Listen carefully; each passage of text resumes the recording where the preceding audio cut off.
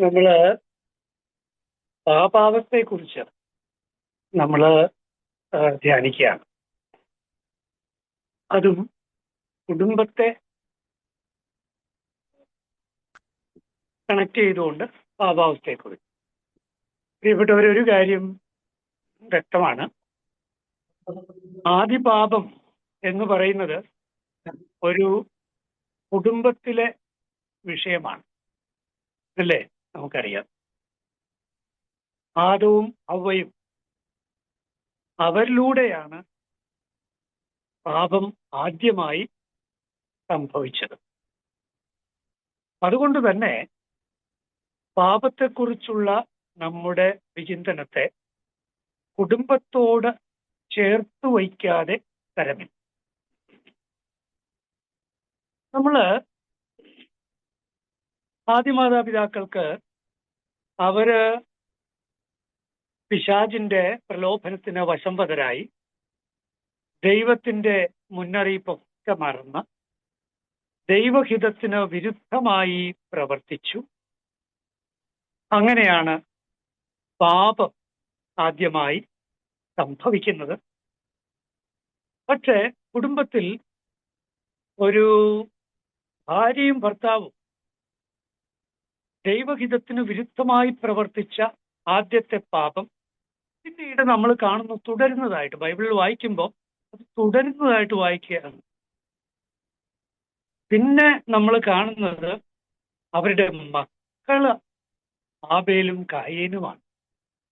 അവിടെ കായേൻ തന്റെ സഹോദരനെ വധിക്കുന്ന വലിയൊരു പാപം, സഹോദര പാതകം, സഹോദരന്റെ വധിച്ച ഒരു സംഭവം ആണ് നമ്മൾ കാണുന്നത്. അവിടെ അത്തരത്തിലുള്ള ഒരു വലിയൊരു അപകടം, വലിയൊരു പാപം, തിന്മ അവിടെ സംഭവിക്കുന്നതിന് മുൻപേ തന്നെ ആ സഹോദരരുടെ, ആ കുടുംബത്തിന്റെ പശ്ചാത്തലത്തിലേക്ക് ദൈവം ഒരിക്കൽ കൂടി ഇടപെടുന്നുണ്ട്.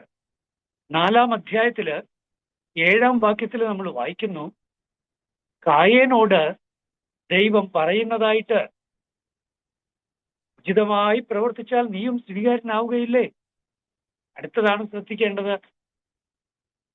നല്ലതു ചെയ്യുന്നില്ലെങ്കിൽ പാപം വാതിൽക്കൽ തന്നെ പതിയിരിപ്പുണ്ടെന്ന് ഓർമ്മിക്കണം. അതു നിന്നിൽ താല്പര്യം വച്ചിരിക്കുന്നു, നീ അതിനെ കീഴടക്കണം. പാപം വാതിൽക്കൽ തന്നെ പതിയിരിക്കുന്നു എന്ന്. അപ്പോ പടിവാതിൽക്കൽ പതിയിരിക്കുന്ന പാപം ഒരു വീടിന്റെ ചിത്രമാണ് നമ്മുടെ മനസ്സിലേക്ക് വരുന്നത്, അല്ലേ?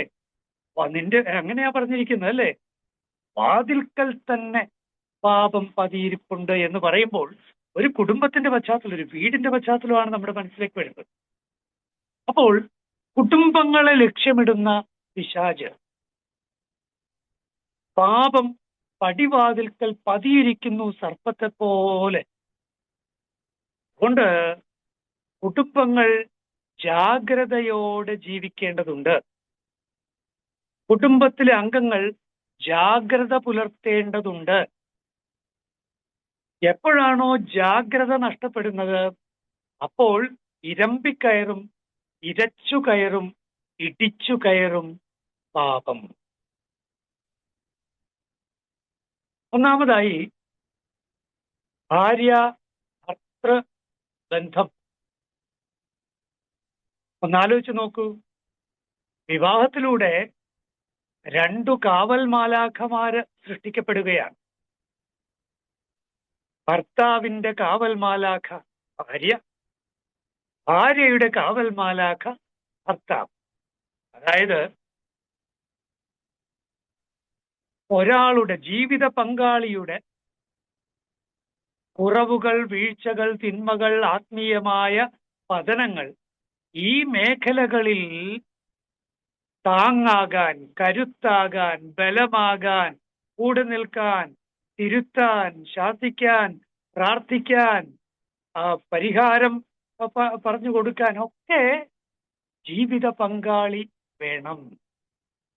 ഇത് വളരെ പ്രധാനപ്പെട്ട ഒരു കാര്യമാണ്. അപ്പോൾ പാപം ജീവിത പങ്കാളിയിൽ നിന്ന് പാപ ലാഞ്ചനകളെ അകറ്റി നിർത്താൻ, ജീവിത പങ്കാളിയെ പാപത്തിൽ നിന്ന് സുരക്ഷിതയായി കാക്കാൻ കുടുംബത്തിൽ ഭാര്യ ഭർത്താക്കന്മാർക്ക് ഉത്തരവാദിത്വമുണ്ട്. അതുകൊണ്ടാണ് ഞാൻ പറഞ്ഞത് കാവൽ മാലാഖമാർ, പാപത്തിൽ വീഴാതെ കാക്കാൻ പോന്ന കാവൽ ഭർത്താവും ഭാര്യയും തമ്മിൽ ഉണ്ടാവണം. ഈ ഭർത്താവും അത്തരത്തിൽ വളരെ സ്നേഹത്തോടെ, കരുതലോടെ, പരസ്പര ബഹുമാനത്തോടെ, പരസ്പരം ആത്മീയമായി സഹായിച്ചുകൊണ്ട്, പ്രാർത്ഥനയിൽ ബലപ്പെടുത്തിക്കൊണ്ട് ഒക്കെ മുന്നേറുമ്പോൾ രണ്ടു പേർക്കും പാപത്തിൽ നിന്ന് അകന്ന് ജീവിച്ച് വിശുദ്ധമായി മുന്നോട്ട് പോകാനുള്ള വലിയ കരുത്ത് കിട്ടും. ഇനി അത് നിങ്ങളുടെ ഐക്യത്തിലൂടെ സാധിക്കുള്ളൂ. ഭാര്യ ഭർത്താക്കന്മാരുടെ ഒന്നിപ്പുള്ള ജീവിതത്തിലൂടെ സാധിക്കുള്ളൂ. നിങ്ങൾ തമ്മിൽ പ്രശ്നമുണ്ടായാലോ, നിങ്ങളെ തമ്മിൽ അകറ്റാൻ സാത്താൻ വിജയിച്ചാലോ, പ്രിയപ്പെട്ടവരെ, അവിടെ ഈ സുരക്ഷിത കോട്ടയെല്ലാം പൊളിഞ്ഞു പോകും കേട്ടോ. അത് പിന്നെ വലിയ പ്രശ്നമായിട്ട് മാറും. ഭാര്യ ഭർത്താക്കന്മാർ തമ്മിൽ മനപ്പൊരുത്തമില്ലാത്ത അവസ്ഥ പാപം പെരുകുന്നതിന് ഇടയാക്കും. അത് ആദ്യമേ തന്നെ നമുക്ക് ഒന്ന് മനസ്സിലേക്ക് സ്വീകരിക്കാം. മനപ്പൊരുത്തമില്ലാത്ത ഭാര്യ ഭർത്താക്കന്മാർ കുടുംബത്തിൽ പാപം പെരുകുന്നതിന് ഇടയാക്കും. വളരെ പ്രത്യേകിച്ച് കോപിക്കാം, അല്ലേ? കോപിക്കാം, എന്നാൽ പാപം ചെയ്യരുത് എന്ന് പൗലോസ് എഫേസുകാർക്കുള്ള ലേഖനം 4-ാം അധ്യായം 26-ാം വാക്യത്തില് പറയുമ്പോ വളരെ ശ്രദ്ധിക്കണം നമ്മൾ. കോപിക്കാം, എന്നാൽ പാപം ചെയ്യരുത്. അപ്പൊ എന്താണാവോ പാപം? അത് തൊട്ടടുത്ത വരി വായിച്ചാൽ മനസ്സിലാകും. നിങ്ങളുടെ കോപം സൂര്യൻ അസ്തമിക്കുന്നതിന് മുൻപേ ഇല്ലാതാവട്ടെ. അതിന്റെ അർത്ഥം എന്താണെന്ന് മനസ്സിലായോ? സൂര്യൻ അസ്തമിച്ചിട്ടും, അതായത് നിങ്ങളുടെ കോപം ദീർഘനേരം നിലനിന്നാൽ, നിങ്ങളുടെ കോപം നീണ്ടാൽ അത് പാപമാകും എന്നാണ്. വളരെ വ്യക്തമായി എന്നെ കേൾക്കുന്ന കുടുംബത്തിലെ ഭാര്യ ഭർത്താക്കന്മാരെ, മാതാപിതാക്കളെ, നിങ്ങളിത് പ്രത്യേകം ശ്രദ്ധിക്കണമേ. നീണ്ടുപോകുന്ന കോപത്തിന്റെ പേരാണ് പാപം. അതിന്റെ വേറൊരു വാക്കാണ് വെറുപ്പ്, വിദ്വേഷം, വൈരാഗ്യം. 27-ാം വാക്യം വായിച്ചോളൂ, തൊട്ടു പിന്നാലെയുള്ള വാക്യം വായിച്ചോളൂ. എന്താ അവിടെ പറയുന്നത്? സാത്താനു നിങ്ങൾ ഇടം കൊടുക്കരുത്. കോപിക്കാം, എന്നാൽ പാപം ചെയ്യരുത്. നിങ്ങളുടെ കോപം സൂര്യൻ അസ്തമിക്കുന്നതിന് മുമ്പ് തന്നെ തീർന്നു പോകണം. സാത്താനു നിങ്ങൾ ഇടം കൊടുക്കരുത്. അർത്ഥം എന്താ? കോപം നീണ്ടുപോയാൽ പിന്നെ സ്വാഭാവികമായും സാത്താന് അവിടെ പച്ച പരവതാനി വിരിക്കപ്പെടും. പിന്നെ കളി മുഴുവൻ അവൻ ഏറ്റെടുക്കും. പിന്നെ നിങ്ങളുടെ കൺട്രോൾ എല്ലാം പോയി. പിന്നെ അവനാണ് എല്ലാ കാര്യം ചെയ്യുന്നത്. സാത്താനു നിങ്ങൾ ഇടം കൊടുക്കരുത്. ഈ 2 തിരുവചനങ്ങളും കൂട്ടി വായിക്കണം. വളരെ പ്രധാനപ്പെട്ടതാണ്. കോപിക്കാമെന്നാൽ പാപം ചെയ്യരുത്. സാത്താനു നിങ്ങൾ ഇടം കൊടുക്കരുത്. ഇനി ഭാര്യ ഭർത്താക്കന്മാര് പരസ്പരം പാപത്തിൽ നിന്ന് ജീവിത പങ്കാളിയെ സംരക്ഷിക്കാനുള്ള ഉത്തരവാദിത്വം മാത്രമല്ലല്ലോ, പാരന്റിങ്, മക്കളെ വളർത്തൽ, പാരന്റിങ് പാപരഹിത ജീവിതത്തിന് മക്കളെ പരിശീലിപ്പിക്കലും കൂടിയാണ്. പാരന്റിങ് എന്ന് പറഞ്ഞാൽ വളരെ വലുതാണ്. അതിൽ ഒരു സുപ്രധാനമായ ഒരു വശം പാപരഹിത ജീവിതത്തിന്, കുറച്ച് പോസിറ്റീവായിട്ട് പറഞ്ഞാൽ വിശുദ്ധ ജീവിതത്തിന് മക്കളെ പരിശീലിപ്പിക്കലാണ് പാരന്റിങ്. അതുകൊണ്ട് മക്കളെ തിരുത്തുന്ന കാര്യത്തിൽ ആർക്കും മടി വേണ്ട. ചിലപ്പോഴെങ്കിലും കുടുംബങ്ങളിൽ കാണും, അപ്പൻ തിരുത്തേണ്ട സമയത്ത് അപ്പൻ പറയും, നീ പറഞ്ഞോളൂ, നീ പറഞ്ഞാൽ മതി എന്ന് പറയും. ഒരപ്പ, അപ്പൻ തന്നെ പറയണം. ശരിയാണ്, എടുത്തിയാടിയൊന്നും പറയണ്ട, കടിച്ചു കീറുന്ന സിംഹത്തെ പോലെയൊന്നും പറയണ്ട. മകനെ വിളിച്ച്, മകള് വിളിച്ച് ശാന്തമായി അപ്പൻ തിരുത്തേണ്ടത് അപ്പൻ തിരുത്തണം, അമ്മ തിരുത്തേണ്ടത് അമ്മ തിരുത്തണം. പലപ്പോഴും കുടുംബങ്ങളിൽ സംഭവിക്കുന്നത്, മക്കളെ തിരുത്തുന്ന കാര്യത്തിൽ രണ്ടുപേരും മടി കാണിക്കും. കാരണം എന്താണെന്നറിയാമോ? തിരുത്തിയാൽ എന്നോടുള്ള മക്കളുടെ ഇഷ്ടം കുറഞ്ഞു പോയാലോ? അത് വല്ലാത്തൊരു ചിന്തയാണ്. അത് നാശകരമായ ചിന്തയാണ്. നിങ്ങളുടെ മക്കളെ തിരുത്തി എന്ന് വെച്ച് അവർക്ക് നിങ്ങളോട് ഒരു ഇഷ്ടക്കുറവുണ്ടാകാൻ പോകുന്നില്ല. പ്രത്യേകിച്ച് നിങ്ങൾ ഓർക്കുക, നിങ്ങളുടെ ഈ പ്രായത്തിൽ, നിങ്ങൾ ചെറുപ്പത്തിൽ നിങ്ങളുടെ മാതാപിതാക്കളിൽ നിന്ന് സ്വീകരിച്ച ശിക്ഷണത്തെ, എന്തിന് ശിക്ഷയെപ്പോലും നിങ്ങൾ ഇപ്പോൾ ഓർക്കുന്നുണ്ടാവും. And you will be grateful to them. അവരോട് നിങ്ങൾക്ക് നന്ദിയും ഉണ്ടാകും. അതുപോലെ നിങ്ങളുടെ മക്കളെ തിരുത്തുന്ന കാര്യത്തിൽ ഒരു മടിയും കാണിക്കരുതേ. മക്കൾക്ക് തിന്മയുടെ മാതൃകയാകാൻ മാതാപിതാക്കൾ ഒരിക്കലും ഇടയാക്കരുത് എന്ന് വളരെ പ്രത്യേകം പറഞ്ഞുകൊള്ളട്ടെ. കുടുംബം കള്ള് കേന്ദ്രമാക്കി മാറ്റുന്ന അപ്പൻ വലിയ ദുരന്തമാണ് മക്കളുടെ ജീവിതത്തിൽ വരുത്തി വയ്ക്കുന്നത് എന്നോർക്കുക. കുടുംബ പ്രാർത്ഥന അത് വലിയ കാര്യമൊന്നുമില്ല എന്ന് ചിന്തിക്കുന്ന മാതാപിതാക്കള് വലിയ കുഴപ്പമാണ് മക്കളുടെ ജീവിതത്തിൽ വരുത്തുന്നത് എന്നോർക്കുക. ഇനി അതോടൊപ്പം തന്നെ ഏറ്റവും വലിയൊരു ദോഷം എന്താണെന്നറിയാവോ? ഏറ്റവും വലിയ ദോഷം, ദൈവം സ്നേഹമാകുന്നു എന്ന് നമുക്ക് വളരെ വ്യക്തമായിട്ട് അറിയാം. ദൈവത്തിന് നന്ദി. അങ്ങനെയെങ്കിൽ അതിന്റെ ഓപ്പോസിറ്റ്, സാത്താൻ വെറുപ്പാകുന്നു. ദൈവം സ്നേഹമാകുന്നു, സാത്താൻ വൈരാഗ്യമാകുന്നു. അതുകൊണ്ട് നിങ്ങളുടെ ശ്രദ്ധയിലേക്ക് ഞാൻ പെടുത്തട്ടെ, ഏറ്റവും വലിയ ഒരു കുടുംബത്തിൽ ഉണ്ടാകാവുന്ന ഏറ്റവും വലിയ പാപത്തിന്റെ ഒരു തിമിർപ്പ് എന്ന് പറയുന്നത് വൈരാഗ്യത്തിന്റെ ഒരു ഒരു ഒരു പരക്കലും കൈമാറ്റവുമാണ്. സൂക്ഷിക്കണമേ. വൈരാഗ്യം എന്തിന്? സ്വന്തം സഹോദരങ്ങളോട് വൈരാഗ്യം, കുടുംബത്തോട് വൈരാഗ്യം. ചില കുടുംബങ്ങള് കേസ് നടത്തി മുടിഞ്ഞുപോയ കുടുംബങ്ങളും, സഹോദരങ്ങൾ തമ്മിൽ കേസ് കേസ് കേസ് കേസ്. പാപത്തിന്റെ സർവാധിപത്യമാണ് കാണുന്നത്. നിങ്ങളെ തകർക്കുകയാണത്. ഒന്ന് ആ വിഷ്യ സർക്കിളിൽ നിന്ന്, ആ ദുഷ്ടവലയത്തിൽ നിന്ന് ഒന്ന് പുറത്തേക്ക് പോകാൻ കഴിഞ്ഞാലോ, പുള്ളിത്തോട് പൊളിക്കുന്ന ലാഘവമേ ഉള്ളൂ. പക്ഷേ അഹങ്കാരവും താൻ പോരിമയും ഒക്കെ ആ പാപത്തിൽ തുടരാൻ പലപ്പോഴും നമുക്ക് ഇടയാക്കുന്നു. ഒരൊറ്റ സന്ദർശനം നടത്തിയാൽ മതി, ഒരു നല്ല വാക്ക് പറഞ്ഞാൽ മതി, ഒരു ക്ഷമ ചോദിച്ചാൽ മതി, അല്ലെങ്കിൽ ഒന്നൊരു ഫോൺ വിളിച്ചാൽ മതി. ചെറിയ കാര്യമാണ്. പ്രിയപ്പെട്ടവരെ, പാപം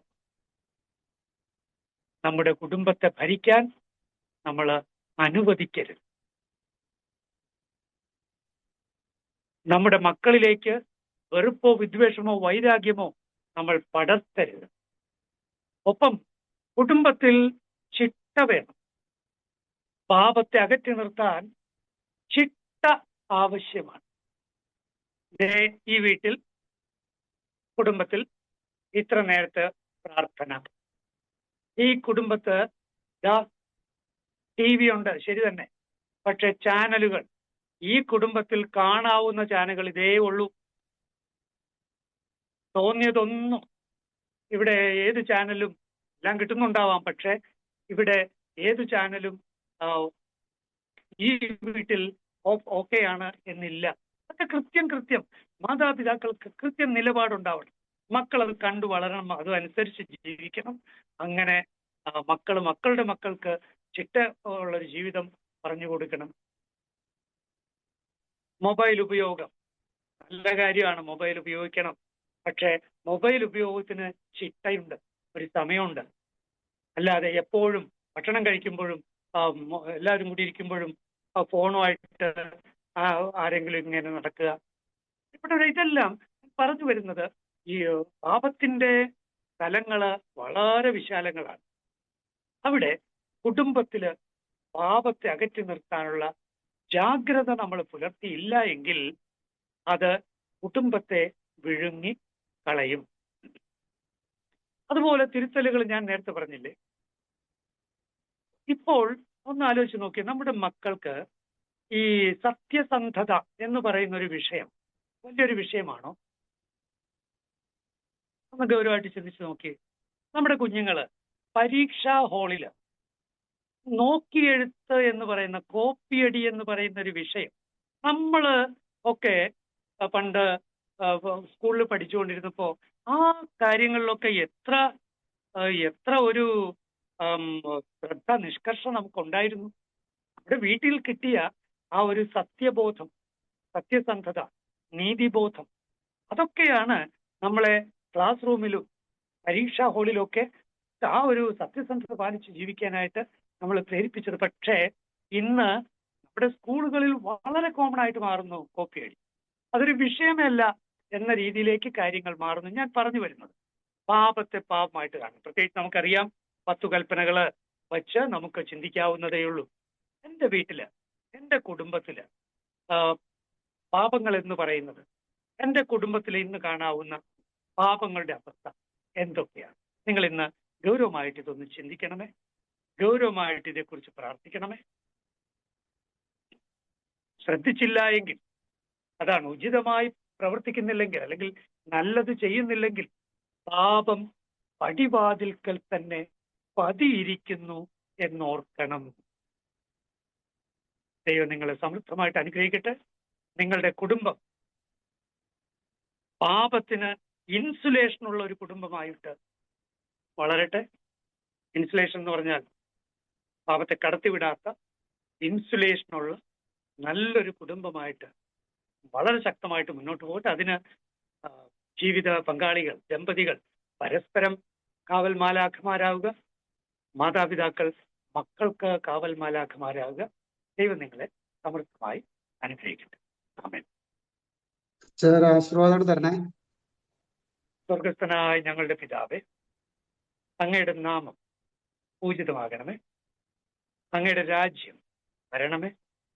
അങ്ങയുടെ തിരുമനസ് സ്വർഗത്തിലെ പോലെ ഭൂമിയിലും ആകണമേ. അന്നു വേണ്ട ആഹാരം ഇന്ന് ഞങ്ങൾക്ക് തരണമേ. ഞങ്ങളോട് തെറ്റുന്നു ഞങ്ങൾ ക്ഷമിക്കുന്നത് പോലെ ഞങ്ങളുടെ തെറ്റുകൾ ഞങ്ങളോട് ക്ഷമിക്കണമേ. ഞങ്ങളെ പ്രലോഭനത്തിൽ ഉൾപ്പെടുത്തരുതേ, എന്മേൽ ഞങ്ങളെ രക്ഷിച്ചോളും. കർത്താവ് നിങ്ങളോടുകൂടെ, സർവശക്തനായ ദൈവം നിങ്ങളെയും നിങ്ങളുടെ കുടുംബങ്ങളെയും പിതാവിന്റെയും പുത്രന്റെയും പരിശുദ്ധാത്മാവിന്റെയും നാമത്തിൽ അനുഗ്രഹിക്കട്ടെ. ആമേൻ.